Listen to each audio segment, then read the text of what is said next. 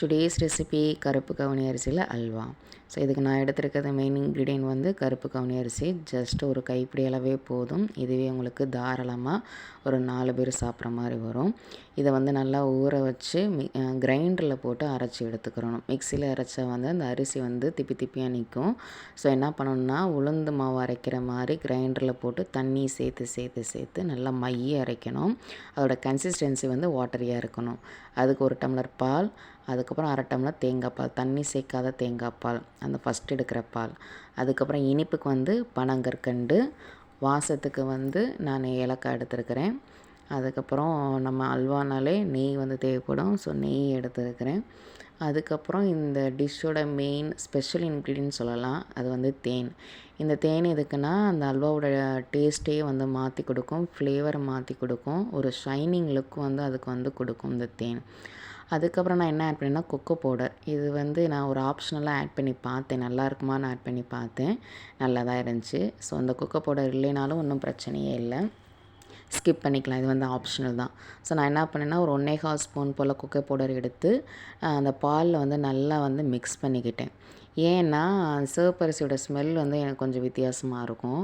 So அது இந்த flavour வந்து டாமினேட் பண்ணிடக்கூடாதுன்னு இதை வந்து நான் ஆட் பண்ணி பார்த்தேன், நல்லதாக இருந்துச்சு. ஸோ ஒரு கடாய் எடுத்துக்கோங்க.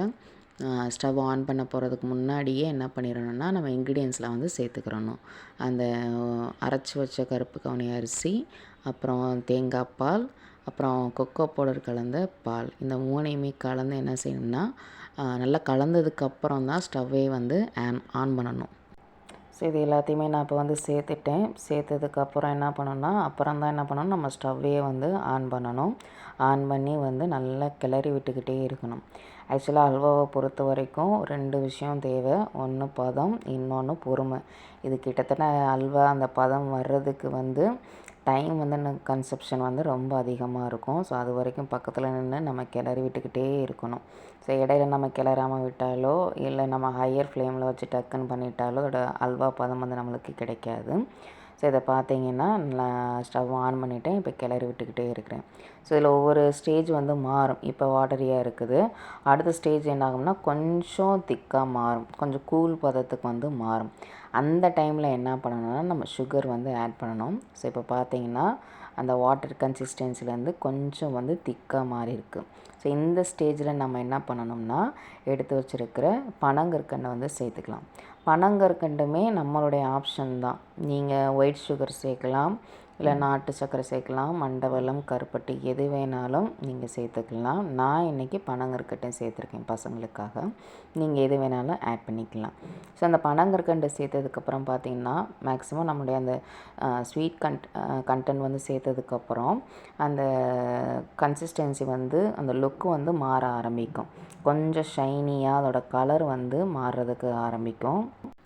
இப்போ சேர்த்ததுக்கப்புறம் கிண்டிக்கிட்டே இருந்தோம்னா அதோட கலர் வந்து மாற ஆரம்பிக்கும், உங்களுக்கே தெரியும். அதோட டார்க் கலரில் வந்து மாற ஆரம்பிக்கும். ஸோ அதே மாதிரி அடுத்தடுத்து தேன் இதெல்லாம் சேர்த்து கண்டினியூஸாக கிளறும் பொழுது அதோட கலர் பார்க்குறக்கு அவ்வளோ சூப்பராக இருக்கும். அந்த சாக்லேட் கலர், டார்க் கலர் வந்து நல்லா இருக்கும். இப்போ அல்வானா சில பேர் வந்து நிறைய ஆர்டிஃபிஷியல் கலர் வந்து சேர்ப்பாங்க. இதுக்கு வந்து அதெல்லாம் தேவையே இல்லை, அந்த ஒரிஜினல் கலரே தாராளமாக போதும். அதுக்கப்புறம் அடுத்த ஸ்டெப் என்ன பண்ணணும்னா தேன் வந்து ஊற்றணும். இந்த தேன் ஊற்றுனதுக்கப்புறமா என்ன ஆகும்னா இன்னும் கொஞ்சம் அந்த கலர் வந்து டார்க்காக வந்து மாற ஆரம்பிக்கும், ஃப்ளேவர் வந்து மாற ஆரம்பிக்கும். ஸோ நீங்கள் வந்து இதை கண்டினியூஸாக என்ன பண்ணிக்கிட்டே இருக்கணும்னா கிளறிக்கிட்டே இருக்கணும்.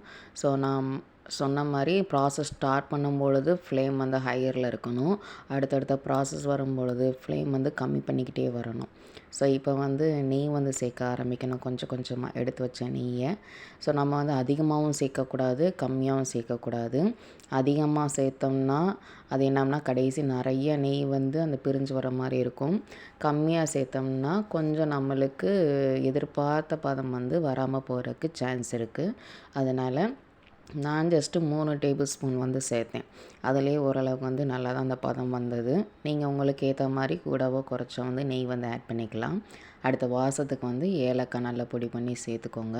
இப்போ அதோட கன்சிஸ்டன்சி கொஞ்சம் கொஞ்சமாக மாறிட்டே இருக்குது. ஸோ இடையில நம்ம என்ன பண்ணணும்னா நம்ம எடுத்து வச்சுருக்க நெய்யை வந்து கொஞ்சம் கொஞ்சமாக ஆட் பண்ணி கிளறிக்கிட்டே இருக்கணும். இந்த கொக்கோ பவுடர் வந்து ஆப்ஷனல் தான், அதே சமயம் வந்து கருப்பு கவுனி அரிசியை வந்து நீங்கள் கொஞ்சமாக எடுத்துக்கிட்டாலே போதும். ஏன்னா அதை ஊற வச்சு அரைச்சி வரும் பொழுது பார்த்திங்கன்னா அது நம்ம எதிர்பார்த்த விட ஒரு 2 மடங்கு கூட தான் இருக்கும். அதனால் கொஞ்சம் கம்மியாகவே நீங்கள் ஊற வச்சு செஞ்சு பார்த்திங்கன்னா இது வந்து தாராளமாக நம்மளுக்கு பத்துற மாதிரி இருக்கும். ஸோ இப்போ பார்த்திங்கன்னா நல்லா வற்றி வந்துருச்சு. இன்னும் அல்வா பதம் வரணும்னா அது வந்து அந்த பாத்திரத்தில் ஒட்டாமல் வரணும். இப்போ அந்த கலர் பார்த்திங்கன்னா கிட்டத்தட்ட அந்த சாக்லேட் கலர் வந்து இருக்கும், பார்க்குறதுக்கே சூப்பராக இருக்கும்.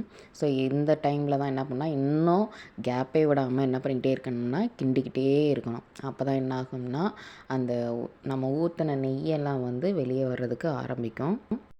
எனக்கு அந்த கரெக்டான அல்வா பதம் கிடைக்கிறதுக்கு கிட்டத்தட்ட 1/2 அன் ஹவர் ஆச்சு.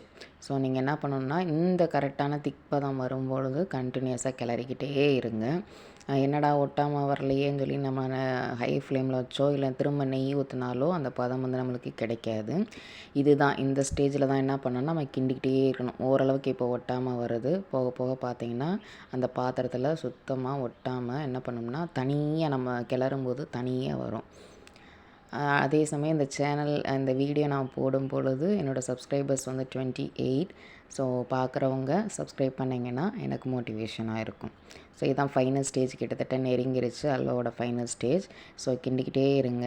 கடைசி அதோட பர்ஃபெக்ட் பதம் என்னென்னா இந்த கிண்டும் பொழுது அது பாத்திரத்தில் ஒட்டவே ஒட்டாது.